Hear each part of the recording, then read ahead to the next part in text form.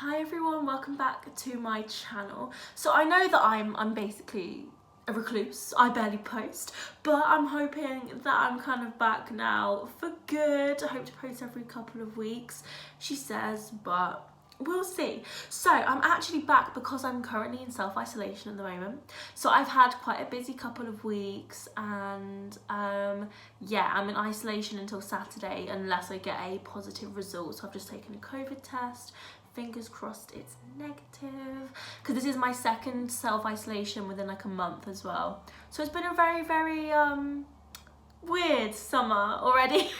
It is a blessing in disguise because I can finally force myself to start thinking about my dissertation. So I know this is literally off topic completely, but I suppose you guys need like a little life update from me. So obviously I'm going into my third year in September next month. Crazy. And I literally, well, I say I have no clue what I want to do my dissertation on. I've thought about it and I've got like a general idea. I just need to start doing loads of research.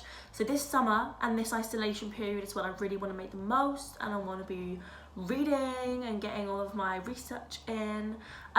So yeah, I was thinking, well, for those that don't know me, obviously, because you might have just joined, I'm going into my third year and I study ancient history. So yeah, I'm basically finished with my ancient history degree. I've got 1 year left, well, the most important year, she says. I need to write my dissertation out. So yeah, the topics that I was thinking of doing, it kind of surrounds the ancient Greek novel, because I've known for a while that I kind of want my focus to be more on ancient Greece rather than ancient Rome, and that if I was to do a master's, which I definitely am thinking of doing, I don't know why I said if, I'm going to do a master's, ladies and gentlemen, of course. Yeah, I want it to be focused around ancient Greece, but as I will show you in the upcoming tour, you guys will be able to see kind of the books that I've already taken out of the library, because I've got a couple of library subscriptions. So I've obviously subscribed to my university library, which is brilliant. It's obviously got all the Loebs, those expensive little bitches, and I probably shouldn't say that. Loeb, I really like your books, and I wish you could sponsor me because you've got really expensive books. And then I'm also a member of the Literary and Philosophical Society of Newcastle, which is this like awesome old library, and I post a lot of reels about the library on my Instagram page, which I'll link below. It's a very dark academia vibe. It's really cool. So yeah, if you want to check that out, I'll link my Instagram. So yeah, without further ado, I'm gonna get started into my entire ancient history collection. So in this I'm going to include not only like my ancient classics, but also kind of classical retellings that I've got, like mythology retellings, and just all like the secondary reading that I've got that's about the ancient world, not just written during the ancient, ancient realm, written in antiquity. That's what I was looking for. You can literally tell students regress during summer. This is a fact. Like, I literally feel so dumb since I finished uni. I've been out of uni now for 2 months, and I come back in September, and let me tell you, the brain just regresses. It really does. Okay, so this region is where all of my ancient literature and books on the ancient world are. I obviously have got quite a small collection at home as well, because this is my university home that I'm currently at. But yeah, this is pretty much all of my books. I must admit, I'm actually really proud of myself. I've got a proper banging collection going on here. Also, you would not think that I'm a classic student the way I talk. I do apologise. Need to talk better. Okay, so I'm gonna probably start over here, because as you can see, I've tried to organise it with like the penguins, the Oxfords, and then here I've kind of done it thematically. So here is kind of my books like on mythology and Roman and Greek, like art and culture and society, and then over here as well is like my small Egyptology collection, because that is something that again I would like to research a bit more. So firstly down here I've just got books that I kind of currently read. I have out just because it's easier obviously for me to get, because as you can imagine, if I need like Lucretius, it's an absolute pain to try and get down. So I've got the Greek Alexander romance, which I actually bought recently, and I'm kind of reading this in a sort of preparation for my dissertation idea. because the Greek Alexander romance it's obviously not one of the ancient Greek novels, but the themes kind of fit into that region. So I thought I would give that a read. It's quite a short book as well. Obviously the author is unknown, but that one just looked really interesting. So I'm going to start that kind of as soon as I finish the Iliad. This is an absolutely battered copy, it's horrific, but yeah, I'm kind of just over halfway through, and I am enjoying this as well a lot. It's very, very good, but I do feel it literally is just fighting, Achilles throwing a tantrum, Agamemnon being like a little prick, and Hector, my darling Hector. I love Hector so much. He is the highlight for me. I'm not sure what side you guys are on, but I am like Trojans all the way. I'm sorry, Greeks, like, yeah, you'll have to let me know in the comments.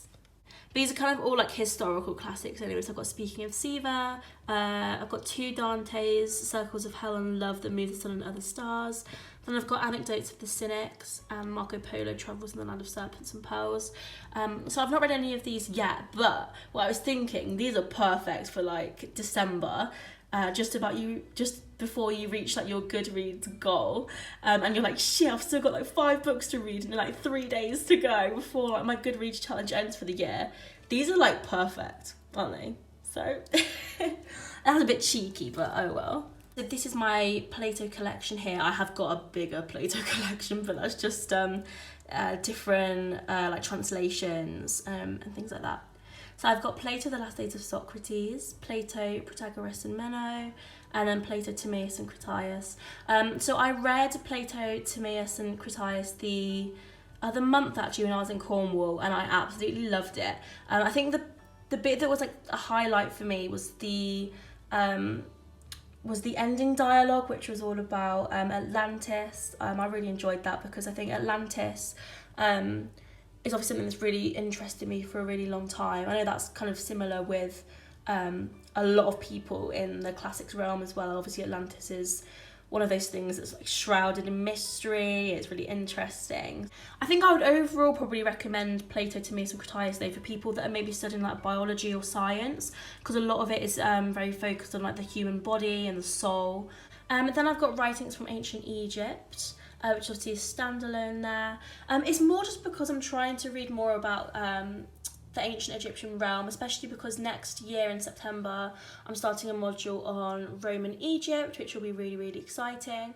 I just wish that my uni kind of offered a couple of more modules on ancient Egypt, because they're definitely a civilization that interests me so much, and that's one issue that I think arises when you do study classics, is that there's a lot of focus just on the Greeks and Romans, not really on the other civilizations as much. So yeah, I'm excited to read this one. Then I've got some Aristophanes, that's Frogs and Other Plays. So I read that for my first year of uni. Again, Aristophanes is just like a really funny writer, so I'll definitely recommend him if you're into like classical humour. And then I've got the Cynic Philosophers from Diogenes to Julian. And that brings me down to Euripides as well, Medea and Other Plays. Medea is an awesome play. Euripides was so talented. I absolutely love Medea. So I'll definitely recommend that to all of you guys.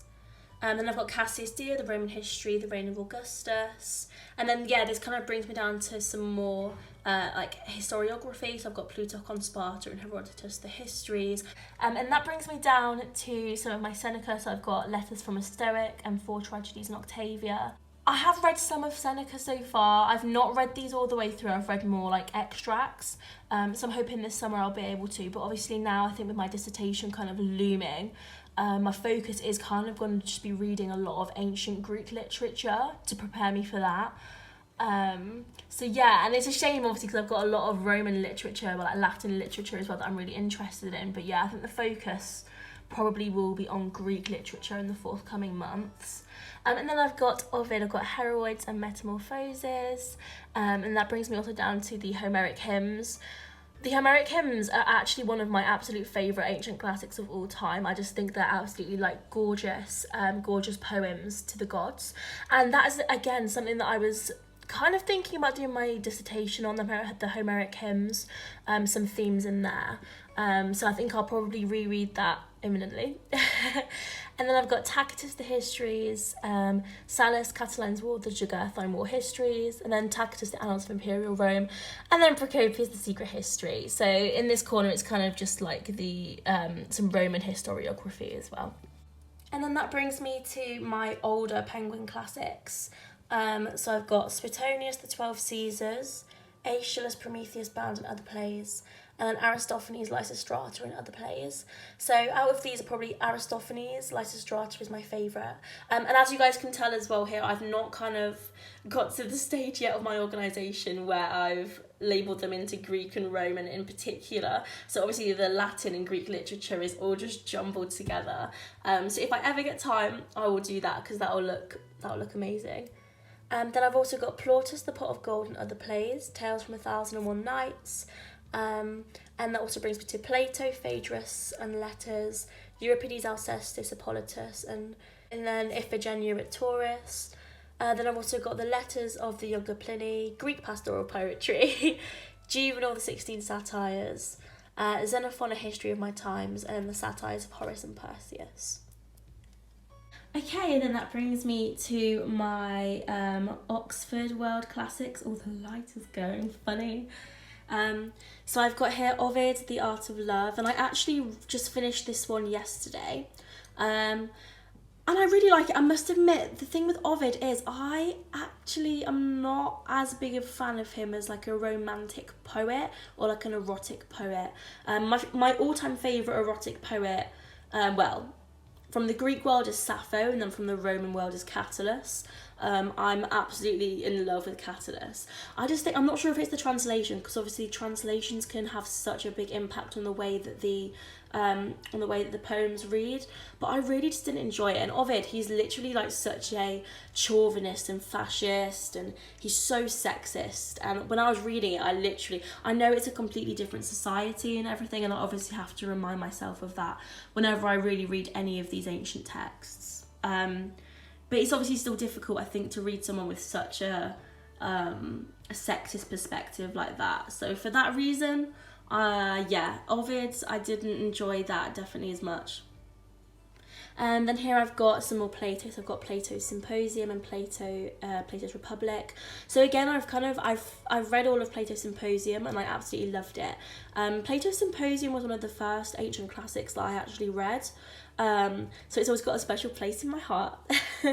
But I would definitely just recommend it to any kind of beginner, especially if you're beginning to read ancient philosophy as well, because it's not as heavy as, like, for example, what the Republic might be, or some of Aristotle's Constitution, for example, is. So yeah, Plato's Symposium is just a really good place to start with ancient philosophy. Then I've got Thucydides, the Peloponnesian War.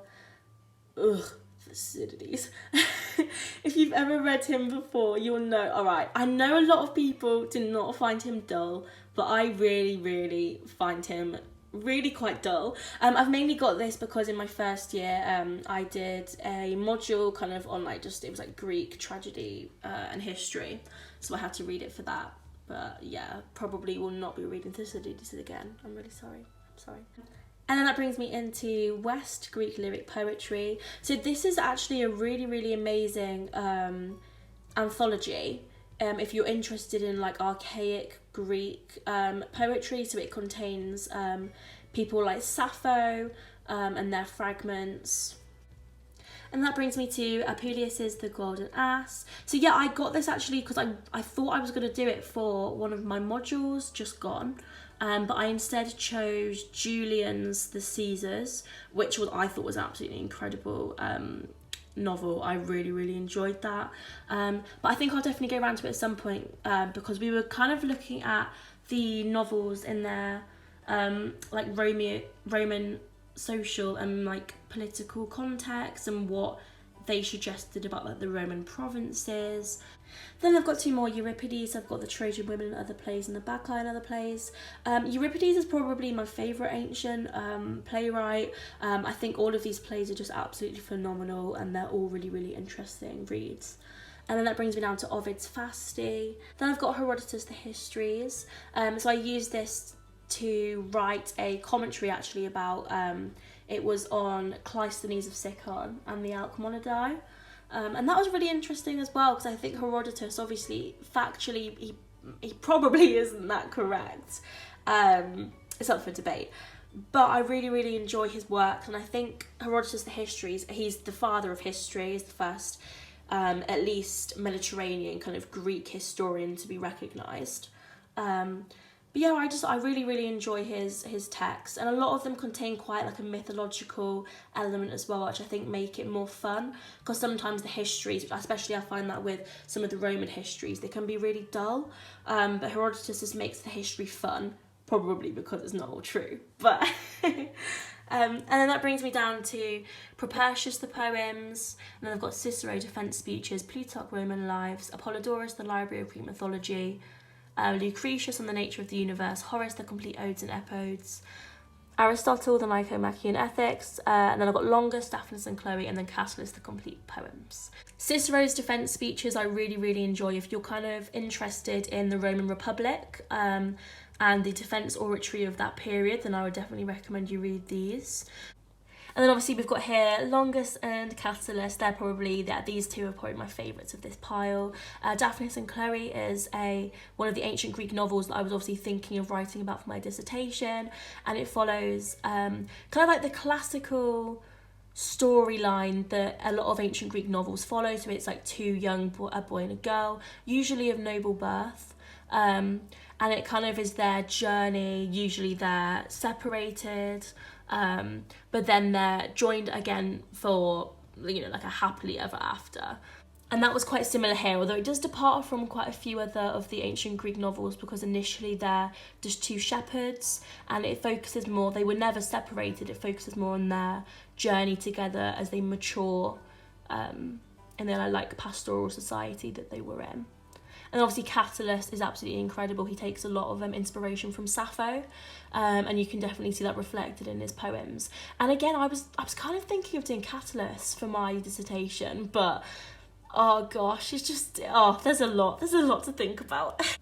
Okay, and this can kind of bring me onwards here. Yeah, some of these I'll just ignore because I'm an idiot, and I did think all of this was ancient, and most of it is, but there are a couple of little intruders that are not.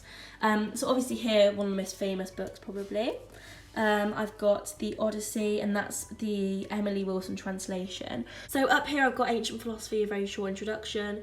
So I think if you're wanting to kind of start reading ancient philosophy but you don't really know where to start, then I would obviously definitely recommend like this introduction here. So I've got It's Greek to Me, which is kind of just like a general novel on like Greek society and history. Then I've got Rome, an Oxford Archaeological Guide. Then I've got Minoan and Mycenaean Art. Then down here as well, this is a really old book on, I'm not sure if you can see. There you go. This is a really old book that I got in London thrifting on Euripides and his age, Homer and the heroic age. Oh, and then here, this is my only Loeb classical library book. And it cost me like 18 quid, but I love it. And this is by Aeschylus, and it's the Oresteia. So for those of you that aren't aware, the Oresteia is the only surviving trilogy by a classical Greek playwright. So it contains Agamemnon, Libation Bearers, and Eumenides. And then I've got I Claudius by Robert Graves. Then here I've got the Dialogues of Plato. And then I've got Aristophanes and Menander, New Comedy. So obviously, as you can tell by the title, these two, Aristophanes and Menander, they were kind of comedy playwrights of the classical and the Menander's like Hellenistic age in Athens. Then here I've got more Plato, Gorgias, and then here I've got Lucian, satirical sketches. And then this one is a really, really old book that I've got on Aristotle's Politics and the Athenian Constitution. Here I've just got some books on the classical Greek and Latin grammar. I've actually just joined a really, really exciting course by Helen Mcveigh of the Belfast Classic Society that starts in September to December, and it teaches you classical Greek for beginners, because it wasn't something that I could envisage for myself doing in my final year of uni, so I wanted to do it as something kind of on top of that. So yeah, I'm really, really excited for that. I'll try and link that in the description as well. I'll give you guys some information if you're interested as well in that, because it just looks like a really incredible course, and there's courses for like intermediate as well and expert, and things like that, and like loads of different courses on the ancient world. So yeah, it's a perfect place to go. And then I've got a more general reference guide on the Oxford history of the Greece and the Hellenistic world, and that brings me down as well to Greek orations, so kind of like Lycurgus, Demosthenes, those type of people. And then we've also got Eclogues and Georgics of Virgil, and then Athenian red figure vases, the Archaic period. So yeah, that kind of makes up this little section here. And then I come over here, Rise and Fall of Classical Greece by Ober. This is actually a book that I'm planning to read quite soon.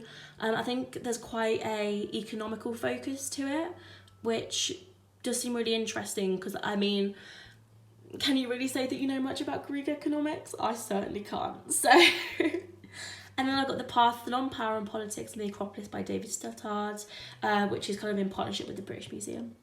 And then I've got Virgil's Iliad, book on Roman art. Then I got this book on the Eleusinian Mysteries and Rites, because I did a Greek religion course in my semester just gone, and I absolutely loved it. And then I've got The First Ladies of Rome, In the Shadow of Vesuvius, and then I've also got another Daisy Dunn, which is Catulus's Bedspread. I've started reading that because obviously I love Catullus so much, and these are kind of like biographies of the ancient authors. So obviously this is Catullus, and then that's Pliny, I think, is it Pliny the Elder or Pliny the Younger that wrote about Vesuvius? I can't remember. It's one of the Plinys. I think it's Pliny the Elder. Don't quote me on that, I'm not sure. And then I've got Pompeii by Mary Beard as well. Then I've got Bettany Hughes, The Hemlock Cup, which is all about Socrates and kind of where he fits into Athenian society. So I really want to give that a read soon, because I definitely have got an interest in like the classical philosophy. And then I've got Goddesses, Whores, Wives and Slaves by Sarah Pomeroy, who is a classicist who tried to give women of the ancient world a voice. So yeah, I've not read this one yet, but definitely on the list to read soon. Then I've got Eureka by Peter Jones. This is actually a really good book. It kind of is, it's almost like a handbook to ancient Greece, so it kind of follows and talks about like Greek society, and it's all in like chronological order, I'm pretty sure as well from when I read it. So yeah, that's a really good one. And then I've got SPQR, which I suppose is kind of like the equivalent of that for Roman history. So yeah, Mary Beard, by the way, I would always recommend that you start with her for like if you're interested in like the Roman antiquity, because she writes amazing books, and she also does really amazing shows as well, and documentaries on the Roman world, so I'll definitely recommend that. And then I've also got another one of her books, Rome in the Late Republic, which I read for a semester last year, I believe. But yeah, that's more of an academic piece though, this one. SPQR is definitely more for the general reader. Oh, and now we are entering my mythology and Egyptology realm. The most exciting, I would argue. So I've got Ariadne here by Jennifer Saint, which is actually a 2021 release that only came out recently. And I'm really, really excited to read that one. I've not read that one yet. And then I've also got Pandora's Jar by Natalie Haynes, which talks about women in like Greek mythology. And then I was actually gifted this book by Nicoletta Arbia, which is Otherwise, and it's 5 myths of transformation retold in verse through the voices of women. So again, it's like a Greek mythology collection, anthology. And that one's very similar in theme to Great Goddesses by Nikita Gill, where she kind of puts the experiences of the mythological women into like really, really beautiful verse. So I would recommend that. Then I've got the Penelopead by Margaret Atwood, Silence of the Girls by Pat Barker, and then a little bit of a Natalie Haynes a section again. So I've got The Children of Jocasta and A Thousand Ships, and I've also got Stephen Fry's Heroes. I've also got his Mythos up here as well, so they're like a collection that go together. So yeah, that's like part of my ancient Greek like mythology collection. And that kind of carries on through my final shelf. So I've got the Iliad and the Odyssey, and then Gods and Heroes of Ancient Greece, in these really, really beautiful like leather-bound editions. And then this is some of my ancient Egyptian literature. I kind of mixed these all together just with what would fit nicest, if that makes sense, like the sizes of the books. So I've got Understanding Hieroglyphs, which I bought very, very recently. Again, just I want to understand kind of ancient Egypt more, and then an introduction to ancient Egyptian literature. Do you know what? I literally got this because I want to be Henry from The Secret History. I want to be able to write and read hieroglyphs. I'm very jealous of that boy. Like, well, am I? Probably not. If you read The Secret History, then you know. I regret saying that. He's a very intelligent boy. I can say that one though. Oh, and then up here I've got Roberto Calasso, The Marriage of Cadmus and Harmony.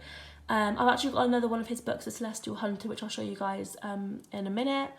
And then I've got Roberto Perigelli, The Embroidered Armour as well. These are just very beautifully written books on Greek history, well, on Greek mythology. That tell the story with like really, really beautiful kind of philosophical poetic verse. And then I've also got Cassandra by Krista Wolfe.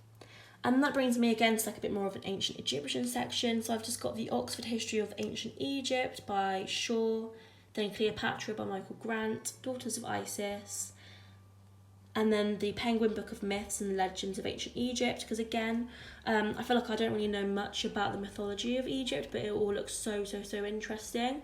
So I picked that up at a charity shop the other day. It looks really cool. And then I've also got just Antony and Cleopatra by Shakespeare. And then up here, just more miscellaneous, I've got the Celts by Alice Roberts, because I've started watching Time Team the other day. And I'm really starting to become interested in like prehistory and the Celts and Roman Britain. So I thought that would be a really, really cool book. So yeah, and then Mythos, as I mentioned before. And then I also found Persian Fire by Tom Holland the other day. This one I'm not as interested in reading. Obviously, it's a good accompaniment with like Herodotus and Thucydides, I think about the Persian War. You know, a really, really integral and important part of Athenian history was the Persian Wars. So yeah, that should be a really, really good book. And yeah, that's my whole collection, at least along this way. Only took me half an hour to get through because I waffle so much. We're basically finished. I've just got a couple more books dotted around because my room is a little bit of a tip. It's very, very messy. Well, I say messy. I like to have books everywhere. I like to be surrounded by books. The lighting's going to be absolutely awful here because it's right next to the window. But I've just got The Greeks by Robin Sowerby. It's like an introduction to from kind of like archaic to Hellenistic Greece. Then I got this little book on Roman silver coins because my housemate actually got me this as like a funny present for Christmas because I always go on about how much I love coinage. And I've also got Herodotus, the Histories. This is book 6. I got that as it is like a commentary as well added on because this was when I had to write my Herodotus commentary, so it came in handy. Really, really expensive, but it was a good book to have handy. And then I've got Daily Life in Ancient Rome. And this little book that I've got along here, I got it more just because it was really pretty. And it's Venus and Adonis, The Rape of Lucrece, The Phoenix and the Turtle by Shakespeare. And then just along here, I think as I mentioned earlier, I've got Michael Scott. No. I've got The Celestial Hunter by Roberto Calasso. I think I might try and read this one first because that's more about prehistory. I think it's got prehistoric themes, and then read The Marriage of Cadmus and Harmony afterwards. But yeah, I want to try and get those read soon just because they look so interesting, and yeah, really, really good. And then this selection over here, this is more my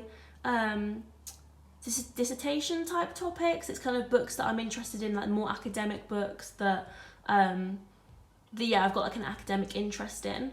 So it starts up here with folk tales in Homer's Odyssey, and then the ancient novel and introduction by Nicholas Holsberg. Then over here as well, it's Ethics and Rhetoric by multiple authors. It kind of just focuses on, it's like a collection basically of essays to do with like ancient Greece and Rome. And then I've got Greek Fiction, The Greek Novel in Context by Morgan and Richard Stoneman. And then this one's probably the most famous collection on the ancient Greek novels, and it's by Reardon. and it's literally called Collected Ancient Greek Novels. So I recommend that you guys start there as well, because that's where I'm going to start for my research. And then I picked up this amazing book the other day called The Great Wizards of Antiquity, and it looks so interesting. It's all to do with like magic and witchcraft in the ancient world, and I think that just looks incredible, so I'm going to start that soon. And then I've got Archaeology and Introduction 4th edition, and then I've got my Greek to GCSE kind of beginners collection there. That's what I'll be using for my beginners course that I was talking about earlier. And then I've got Mythology, Gods and Heroes by Edith Hamilton over here as well. And then finally, we can make our way over here. If you guys follow me on Insta, you will recognise this as the place where I take all my photos. So I've got Sophocles, the 3 Theban plays, Petronius, the satirical and the fragments, and then I've got the Odes of Horace, the Odes of Pindar, and then Cicero's selected works. Hey, so I'm back the next day during a very sunny edit, as you can see, because I realised that I kind of forgot a little chunk of my ancient collection that is worth showing to you guys. So I'll just start down here.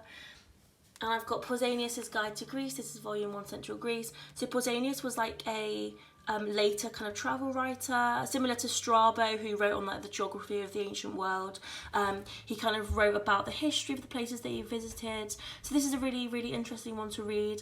I would say a lot of it is like mythological, and not all of it is very factual, because he wrote during the Roman Empire about facts kind of in the archaic and classical age of Greece, for example. But it's still a really interesting read. And then up here, I'll start in this corner. I've got a book on Roman mythology, and then I've got The Fall and Rise of Athens by Plutarch, a book on the Mycenaeans, A History of Ancient Egypt by Vadim Miriup, and then I've got The Golden Ass by Apuleius, which is translated by Graves in this Folio Society translation as well, same as Rise and Fall of Athens. Then I've also got The Art and Identity in the Roman World, and lastly The Mirror of Venus down here, which actually looks really interesting. It talks about kind of how Venus is portrayed in antiquity. So yeah, I'm excited to give that one a read. And then over to this corner, these 3 down here, I actually received in a book bundle from Ancient Antics over on Instagram. She does amazing book bundles. So I wanted to learn more about Egyptian history in the Near East, so I'm really excited to read these. Then I've got an introduction to the Sophists. So then I have this amazing book called The Wolf Den by Elodie Harper. So this is a 2021 release as well. And it basically follows the story of Emara, who is a slave in a brothel, and all of her kind of friends within the brothel as well, fellow prostitutes, and how they kind of like struggle and how they live basically in their brothel, the Wolf Den, in Pompeii. And it's a really, really moving book. It's really sad. It's all about friendships, romance, and ultimately I think it's just the tale of slavery and giving a voice to these women. So yeah, Elodie Harper, you did a fantastic job. I could not recommend The Wolf Den enough to people that are after like a ancient historical fiction type book. Okay, so that is the tour completed. I have some at home, I think it's like Marcus Aurelius, Apollonius, stuff like that. But obviously this is like the bulk of my ancient classics collection. So I hope you guys have enjoyed this. One resource that I would 100% recommend for you guys, which is definitely the cheapest option, and something that I kind of wish that I had done as well at the start, just to save a bit of money, because it's a very expensive habit buying all these books, is to go onto the Loeb Classical Library. Like, you know, just type it into Google, you find it online, because the Loeb Classical Library, it literally has like the best collection of the ancient Greek and Latin works that you'll find. They contain like pretty much all of the fragments of the ancient world in like archaic translations and updated translations. So I would definitely just recommend, if you're interested, to go, you know, in the search bar, search up some fragments, search up some ancient authors that you're interested in, especially ones that you can't buy in like Penguin and Oxford World Classic translations, because obviously they stick to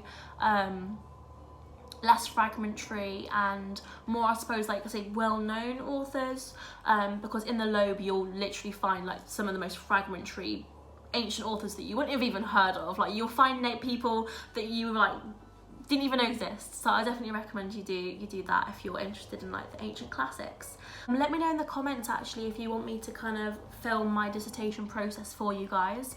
That's something that I'm definitely considering doing, I think, because obviously you guys will offer a bit of a support bubble as well, which will be nice to have during a very stressful time. But yeah, I hope you all have a lovely day, and I will see you guys all soon. And yeah, subscribe if you want to see more of my ancient waffle, because that pretty much is that's all I do really. I just like waffle about the ancient world, and yeah. Have a nice day. Bye.